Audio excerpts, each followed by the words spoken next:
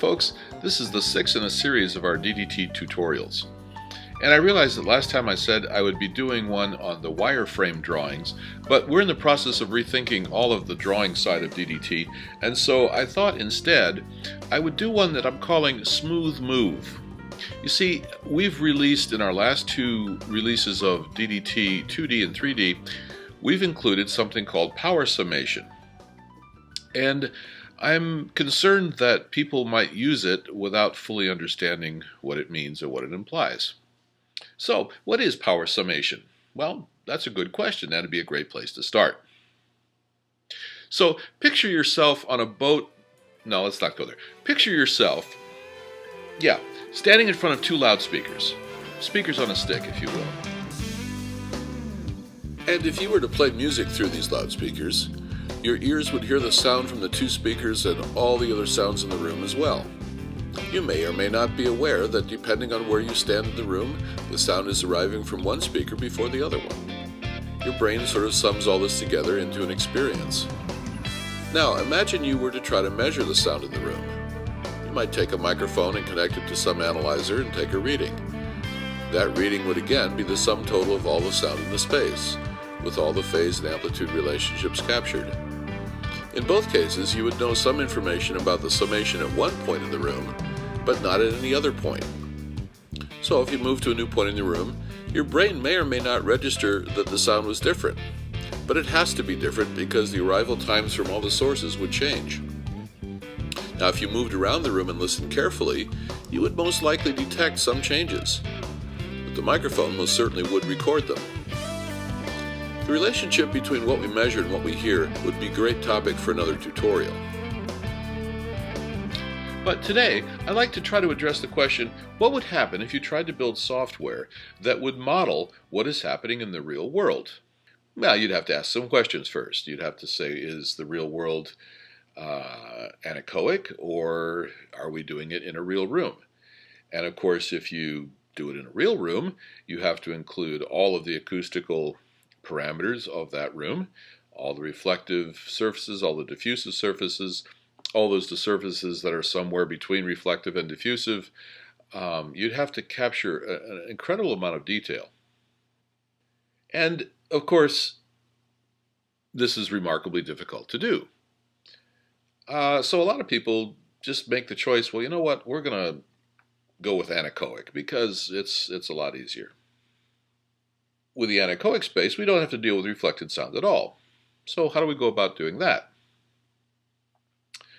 Well, computers can't really think, but what computers are good at is making a lot of calculations very, very quickly.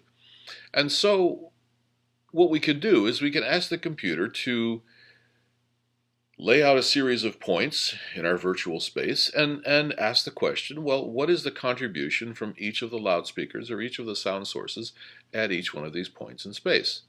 And of course, the more points we use, the more calculations we'll have to perform, but the more accurate or the more detailed our map will be. And so the computer lays out a grid, if you will, of points.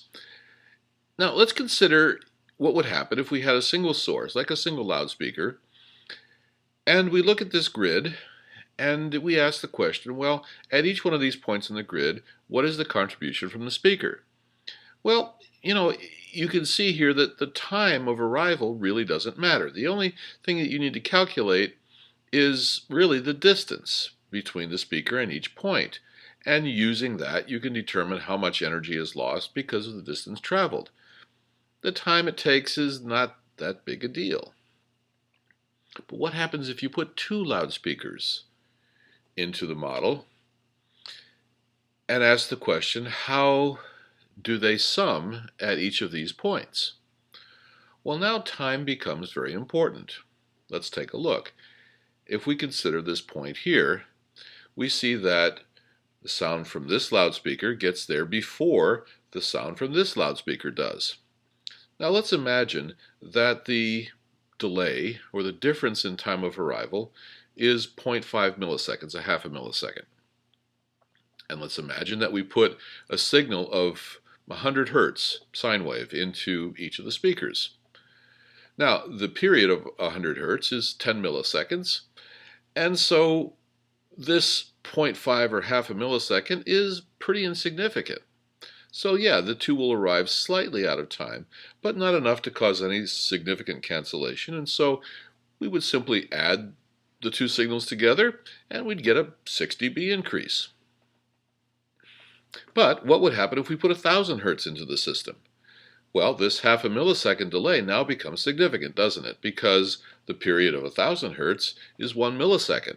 A half a millisecond delay, that's delaying the signal by a half of a wavelength. That's 180 degrees, and we know what happens when you try to combine two signals that are 180 degrees apart. You get nothing. You get complete cancellation. And so now, of course, that 0.5 milliseconds means something. Now, of course, this is a very simple explanation. In the real world, with complex signals and not perfect loudspeakers, and of course reflections and so forth, you can see how this could get very complex very quickly if we had to add up all of the phases of all of the arrivals at all the different frequencies and so forth. This would be quite a heavy amount of calculation. And some would argue that although this is accurate, it may not be necessary. Do we really need all that information? Do our ears need all that information? Do our eyes need all that information to help us design better sound systems?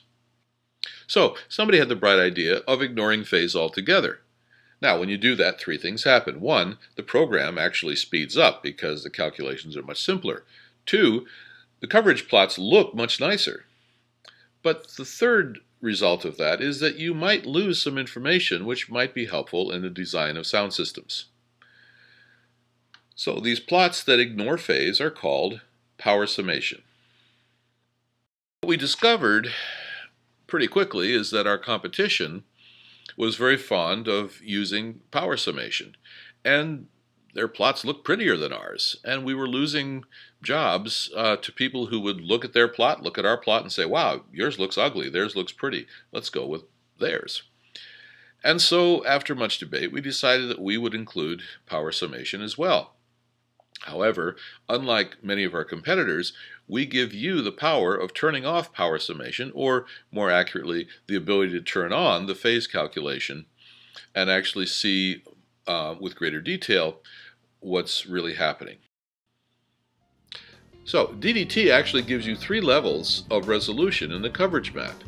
In the second part of this tutorial, Smooth Move Part 2, we're going to be looking at how to use these different levels of resolution when you design a sound system. See you next time.